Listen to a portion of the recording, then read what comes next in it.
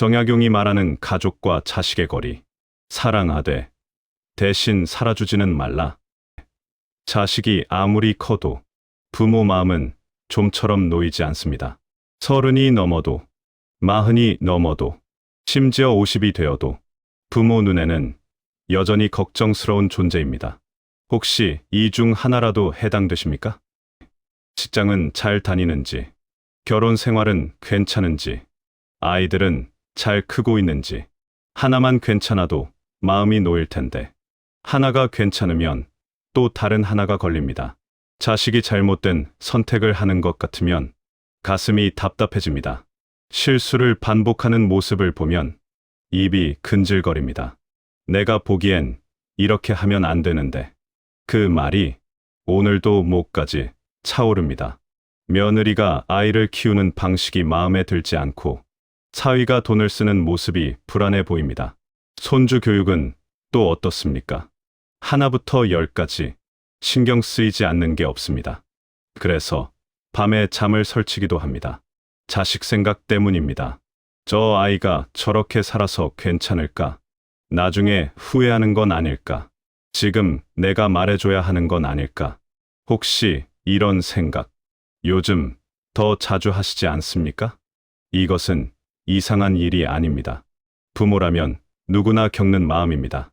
오히려 나이가 들수록 자식 걱정은 더 깊어지기도 합니다. 우리가 먼저 세상을 떠난 뒤 자식이 혼자 살아가야 한다는 생각이 들면 마음은 더 조급해집니다. 조선 후기 정약용이라는 사람이 있었습니다. 학자이자 사상가였지만 그 이전에 자식을 둔 한 사람의 아버지였습니다. 그는 무려 18년의 유배 생활을 했습니다. 한양에 남겨둔 자식들을 곁에서 돌볼 수 없었습니다. 멀리서 편지를 쓰는 것 말고는 할 수 있는 일이 없었습니다. 그래서 그는 수없이 많은 편지를 남겼습니다. 자식에게, 형제에게, 조카에게. 그 편지 속에는 그리움과 걱정이 가득했지만 동시에 이런 질문도 담겨 있었습니다. 어디까지가 부모의 역할인가? 어디서 멈춰야 하는가? 사랑이라는 이유로 나는 지금 자식의 삶에 너무 깊이 들어가고 있지는 않은가? 정약용은 자식을 사랑했지만 그만큼 깊이 고민했습니다. 그리고 그가 남긴 말 속에는 오늘을 사는 우리에게도 꼭 필요한 조언이 담겨 있습니다. 오늘 그 이야기를 함께 나눠보려 합니다. 1부 부모 마음이 무거워지는 이유. 왜 자식이래는 이토록 마음이 쓰일까요? 자식이 힘들어하면 우리도 힘듭니다. 자식이 실패하면 우리도 무너집니다. 자식의 고민이 곧 우리의 고민이 되고 자식의 선택이 우리의 불안이 됩니다. 이상하게도 우리 자신의 일에는 관대합니다. 우리가 실패해도 그럴 수도 있지 하고 넘깁니다. 우리가 힘들어도 견디면 되지 하고 버팁니다. 그런데 자식 일은 다릅니다. 자식이 조금만 힘들어해도 가슴이 철렁 내려앉고 작은 실수 하나에도 밤잠을 설칩니다. 이것은 사랑입니다. 부모라면 너무도 당연한 마음입니다. 하지만 정약용은 여기서 한 걸음 멈춰 서라고 말합니다.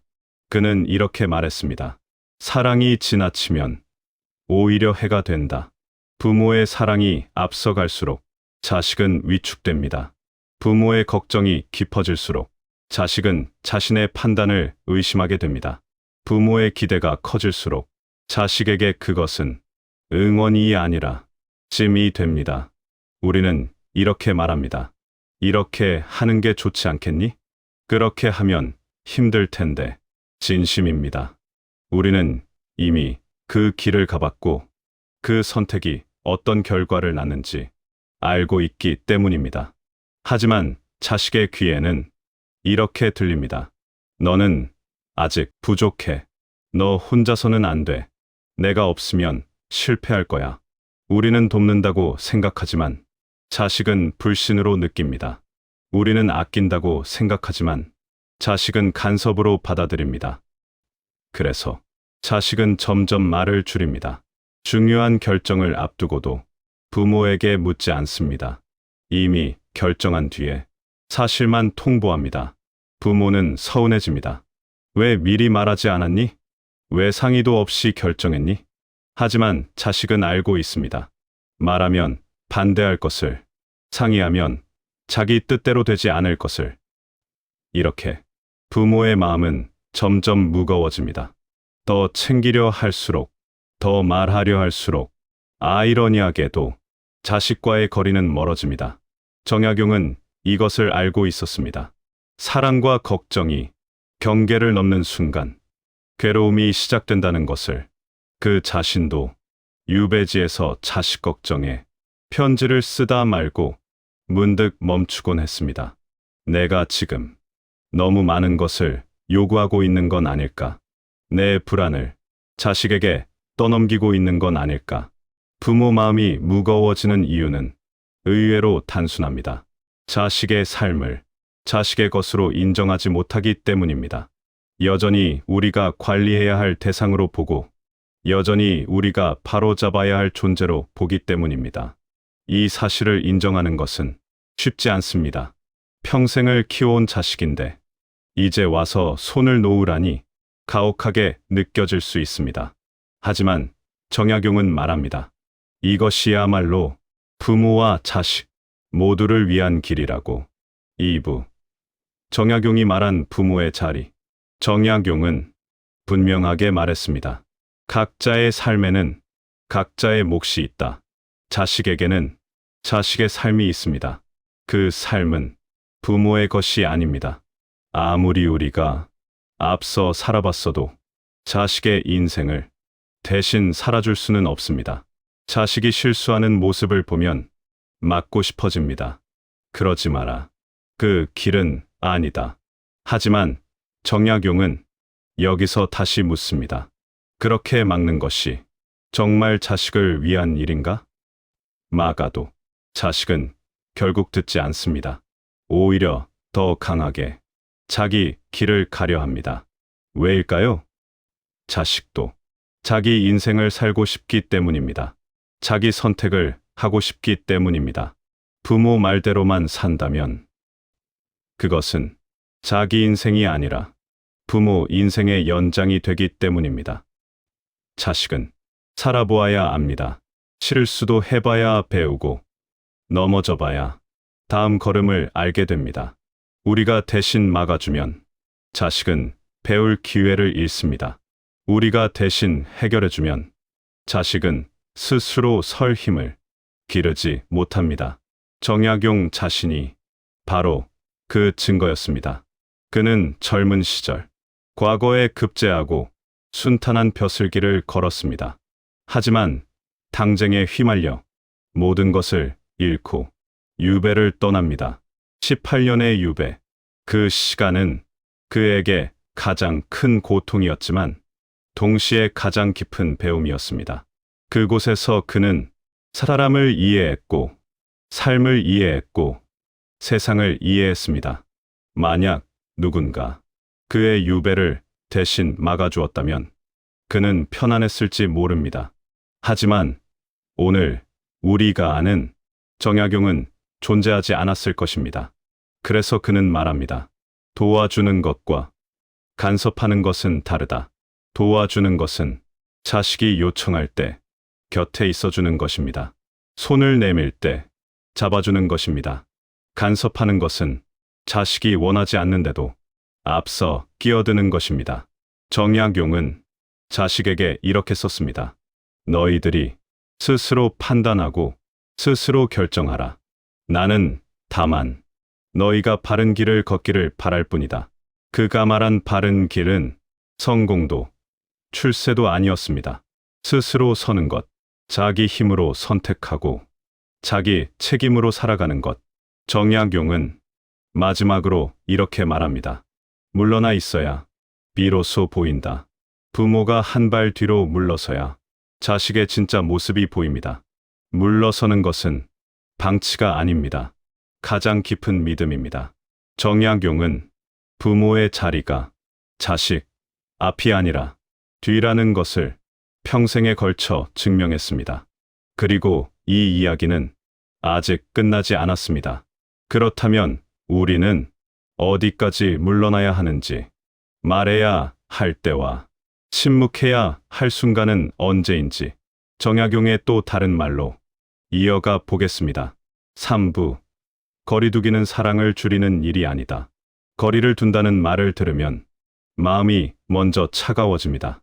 혹시 이런 생각이 먼저 드시지 않습니까? 이제 자식에게 무관심해지라는 건가? 힘들어도 모른 척하라는 건가? 실패해도 내버려 두라는 건가? 그래서 거리두기라는 말이 어쩐지 무책임처럼 들립니다. 하지만 정약용이 말한 거리는 그런 의미가 아닙니다. 그가 말한 거리는 외면이 아니라 공간입니다.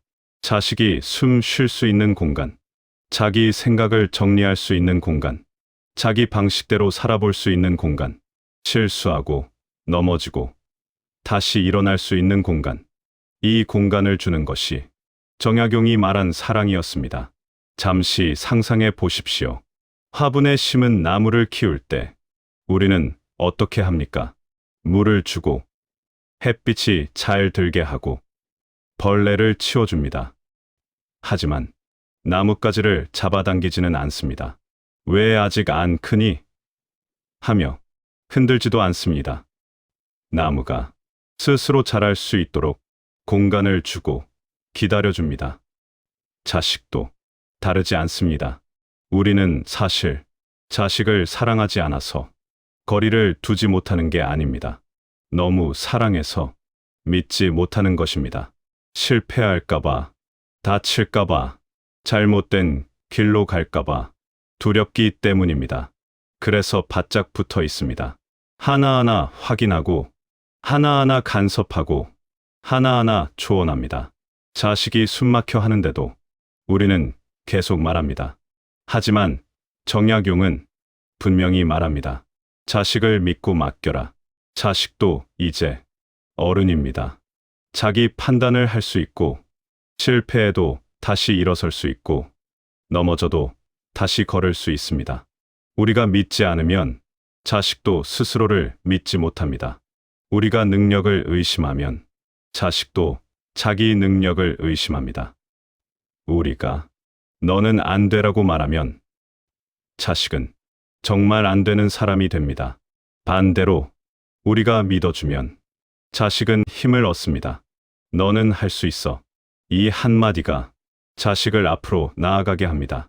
부모가 한 발 물러날 때 자식은 비로소 성장합니다. 부모가 모든 것을 해주면 자식은 의존하게 됩니다. 부모가 모든 결정을 대신하면 자식은 스스로 판단하는 법을 배우지 못합니다.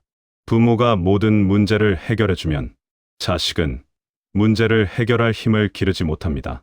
부모가 물러나야 자식이 앞으로 나옵니다. 부모가 침묵해야 자식이 말을 시작합니다. 부모가 기다려주어야 자식이 스스로 답을 찾습니다. 이것은 지켜보는 용기입니다.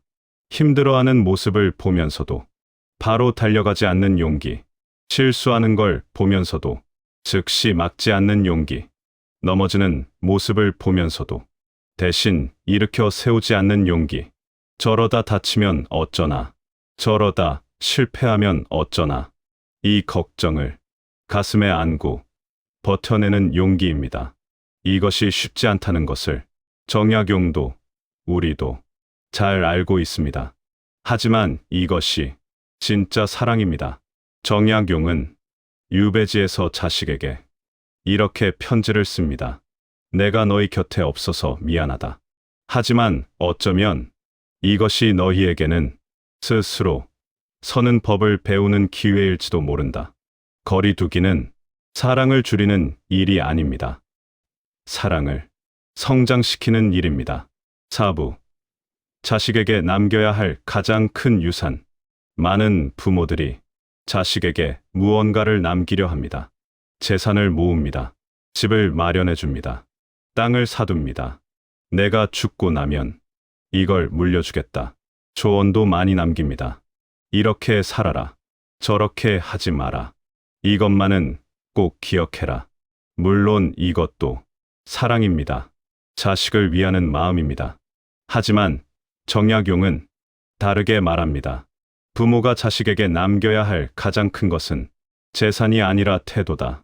재산은 쓰면 없어집니다. 집은 언젠가 낡습니다. 땅도 팔 수 있습니다. 말은 잊힙니다. 아무리 강조해도 자식은 기억하지 못합니다. 혹은 기억해도 실천하지 않습니다. 왜냐하면 그것은 자식의 경험이 아니기 때문입니다. 하지만 부모가 살아가는 모습은 남습니다. 자기 삶을 단정히 살아가는 모습, 자기 일에 책임지는 모습, 어려움 속에서도 무너지지 않는 모습, 실패해도 다시 일어나는 모습. 이것이 자식에게 남는 것입니다. 정약용을 떠올려 보십시오. 그는 자식에게 많은 재산을 남기지 못했습니다. 18년 유배 생활 동안 모을 것도 없었습니다. 높은 벼슬도 물려주지 못했습니다. 하지만 그는 이 모습을 남겼습니다. 모든 것을 잃고도 품격을 잃지 않는 모습, 역경 속에서도 학문을 포기하지 않는 모습, 절망 속에서도 사람을 향한 마음을 잃지 않는 모습. 자식들은 그 모습을 보고 자랐습니다. 그리고 배웠습니다. 중요한 것은 얼마를 가졌느냐가 아니라 어떻게 사느냐라는 것을. 부모가 자기 인생을 사는 모습을 보일 때 자식도 배웁니다. 나도 내 인생을 살아도 되는구나. 부모가 자식에게만 매달리면 자식은 죄책감을 느낍니다.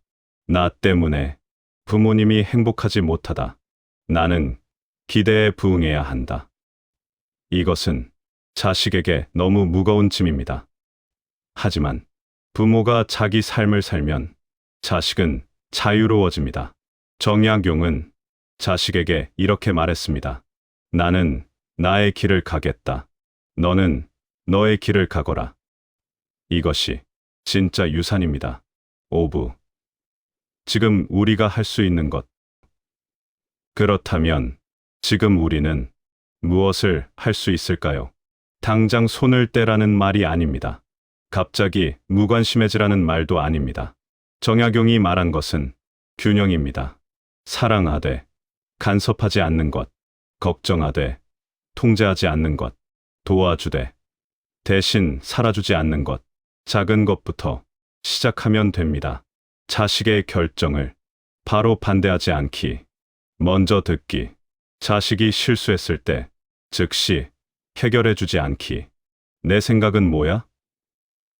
하고 물어보기. 조언하고 싶을 때 한 번 멈추기. 이 말이 정말 필요할까? 스스로에게 묻기. 이 작은 변화들이 쌓이면 관계는 달라집니다.